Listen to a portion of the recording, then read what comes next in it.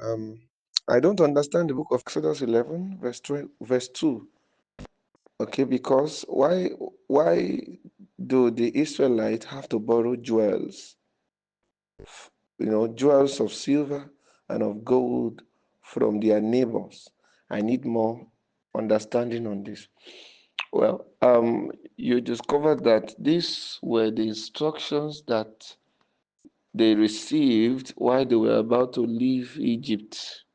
So they were told to borrow, you know, gold, jewels of silver, jewels of gold from their neighbors. Their neighbors there is the Egyptians, not another Israelite. So every Israelite is supposed to go to at least one Egyptian and borrow things. That's the order.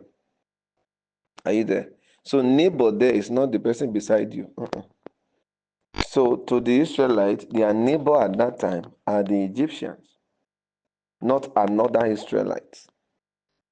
So that means every of the Israelites, they went to at least one Egyptian and they borrowed something. Are we together?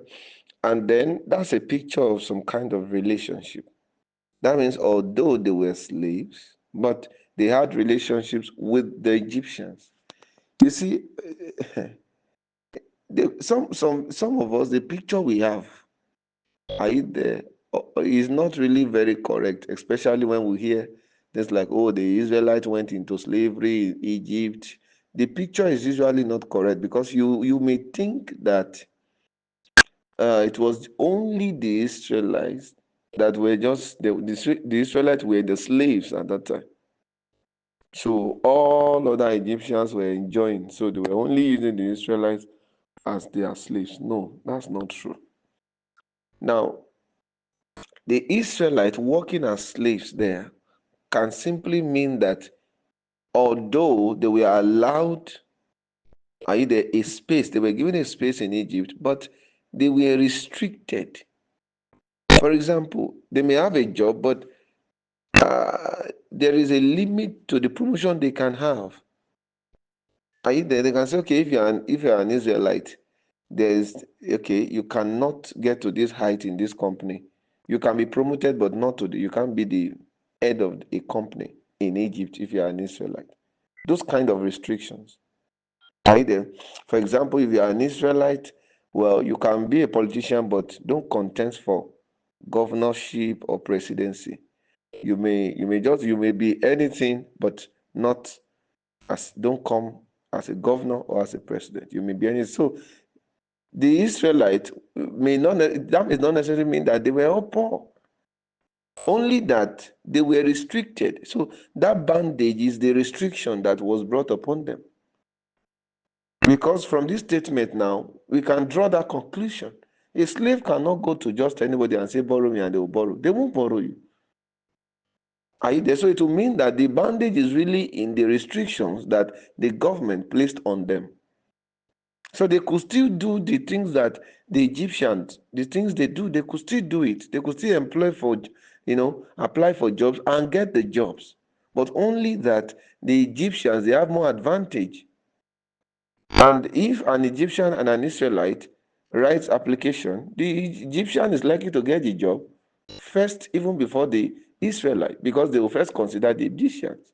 So those restrictions were the things that were referred to as bandage. It doesn't mean that all of them are now carrying blocks. No. They had things they were doing. And those that had farms too, that are farmers, there can be a percentage that they give to the government because they are Israelites. For example, an Egyptian farmer may be asked to give 20% of the entire harvest in the year. But if you are a farmer and you are an Israelite, you give 50%. Can you see the difference? 20, 50. So those laws, extra restrictions that was now placed on the Israelites were the things referred to as bondage. So if you look at the system of government now, you will see that it's not even different from the experience of the Israelites in Egypt. But you may not discern because you think that all they were doing is just carrying blocks, using straw. No. They were still doing, they were living normal lives. Only that there was a limit to how high they could go. Are you there? So those that were working in companies, those that are you there, that had some people working under them, they could relate with other people in the society. That was why it was easy for them to borrow things.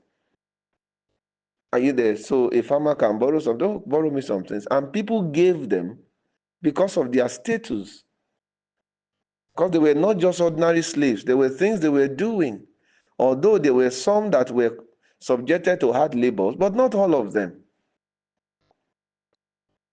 Are we together? So I want you to begin to see a different picture from today. Begin to see a different picture from today. Are you there? Let's start seeing a different picture, because even me, I have not seen it this way before. But now that the Lord is saying it now, I'm now beginning to see it in a different light. So from this new light, we can now answer this question. Now we know why the Egyptians borrowed them the jewels of gold, the jewels of silver, because they were not known entities. Are you there? Those people who borrowed them, they knew that these people are doing something that with which they can repay. If somebody wants to borrow something from you and you know the person cannot repay, will you borrow? You won't. So those that borrowed them jewels of gold, jewels of silver, they knew that, okay, these people were into something. Are you there? And with that thing, they can repay this thing. So that was why they gave. So they were not all known entities. So they went and borrowed. Are you there? So I believe that one of the things that God was trying to do is through those things, because the Bible says they spoiled the Egyptians. So they borrowed and they left Egypt. So I think God was just trying to repay them for all the restrictions, all the losses they have incurred in Egypt. So that's God trying to pay their salary. Are you getting what I'm saying? That's how I see it.